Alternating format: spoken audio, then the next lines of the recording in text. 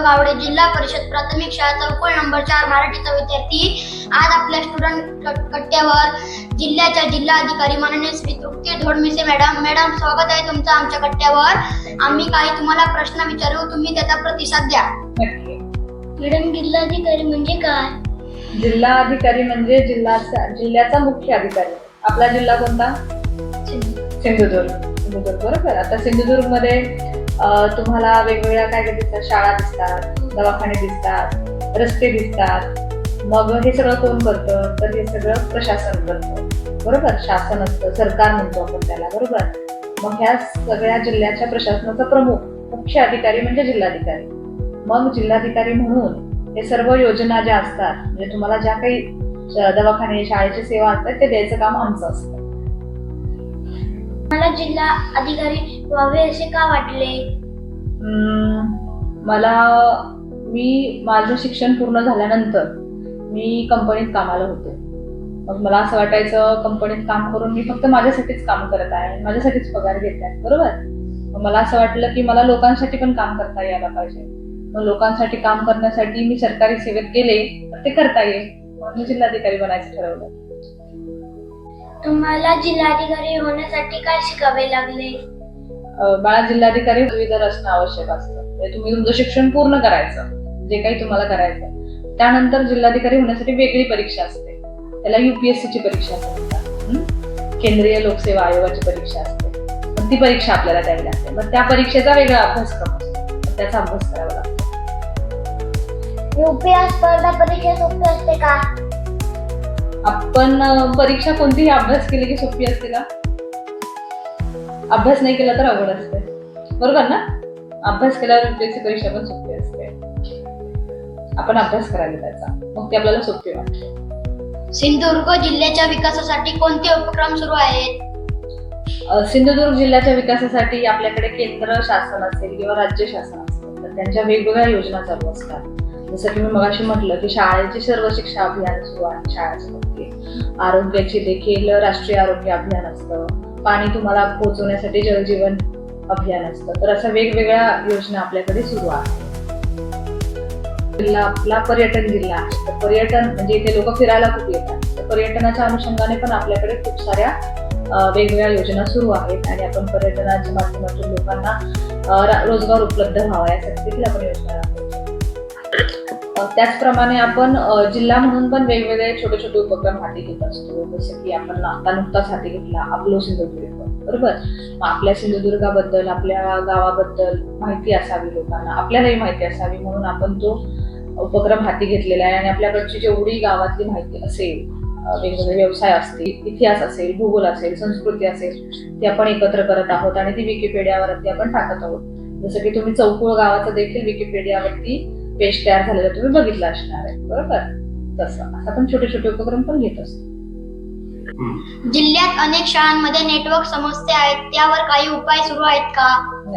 आपला सिंधुदुर्ग जिल्हा आहे तो कसा आहे की डोंगरी आहे आणि समुद्र किनारीच्या बाजूला आहे, खाड्या आहेत, त्याच्यामुळे आपल्याकडे नेटवर्कच्या समस्या जास्त आहेत। मग इथे नेटवर्क यावं म्हणून जे आपल्याकडे टेलिकॉम ऑपरेटर्स म्हणजे ज्या कंपन्या आहेत टेलिकॉमच्या, कोणत्या BSNL आहे, जिओ, तर आपण त्यांच्याशी पत्रव्यवहार करून वेगवेगळे टॉवर इथे उभारा म्हणून आपण कंटिन्युअस त्यांचा पाठपुरावा करत आहोत। मॅडम, तुम्हाला आवडता विषय कोणता?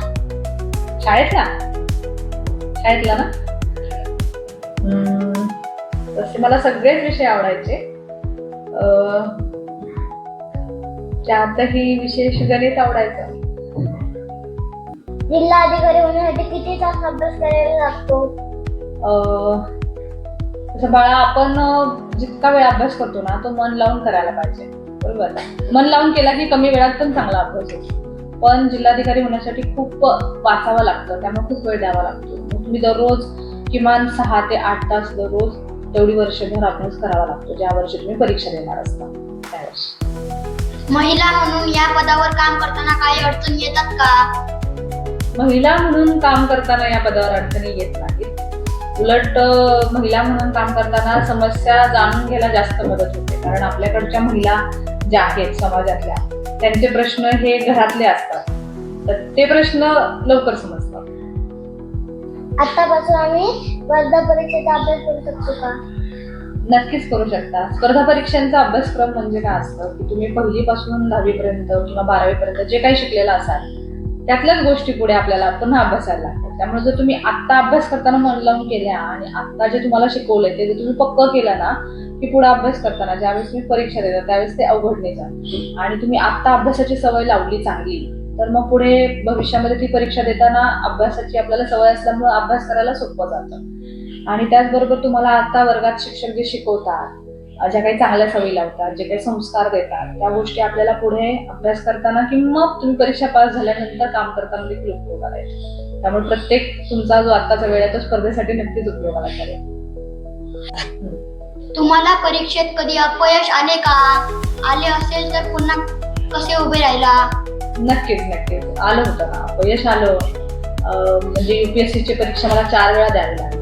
पहिल्या 3 वेळेला मला पाहिजे तसं नाही मिळालं, मला कलेक्टर व्हायचं होतं ना.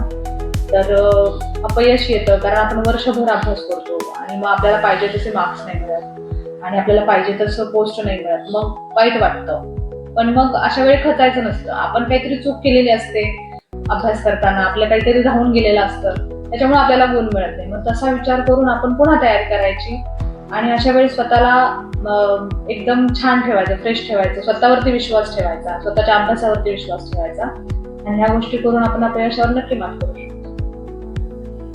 जिल्ह्यातील आम्हा सर्व विद्यार्थ्यांना तुम्ही काय संदेश द्याल?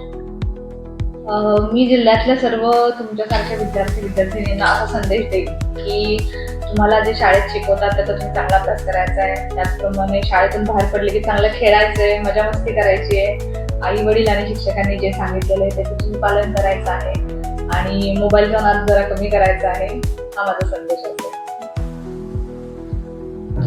जिल्हा परिषद शाळा चौकोळ नंबर 4 तालुका सावंतवाडी या शाळेतर्फे स्टुडंट कट्टा हा एक नवीन उपक्रम त्यांनी हाती घेतलेला आहे, ज्यामध्ये त्यांनी आज माझी मुलाखत घेतलेली आहे आणि अशा विविध क्षेत्रात असलेल्या नावाजलेल्या मान्यवर व्यक्तींची ते मुलाखत घेतात.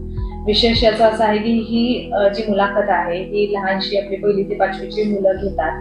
त्यांना समजेल अशा भाषेत ते प्रश्न ते आपल्याला विचारतात, आपण त्यांना समजेल अशा भाषेत उत्तर देण्याचा प्रयत्न करतो आणि आपले विचार त्यांच्यापर्यंत पोहोचवायचा प्रयत्न करतो. हा उपक्रम नक्कीच स्तुत्य आहे कारण भविष्यात ही मुले आपल्या जागेवरती येणार आहे. त्यामुळे त्यांना आत्ताच त्या गोष्टी कळणे, आत्ताच ह्या पदांवरच्या असतील किंवा जे काही आपण गोष्टी करतो त्या बाबतीत त्यांना माहिती असणं खूप गरजेचं असतं.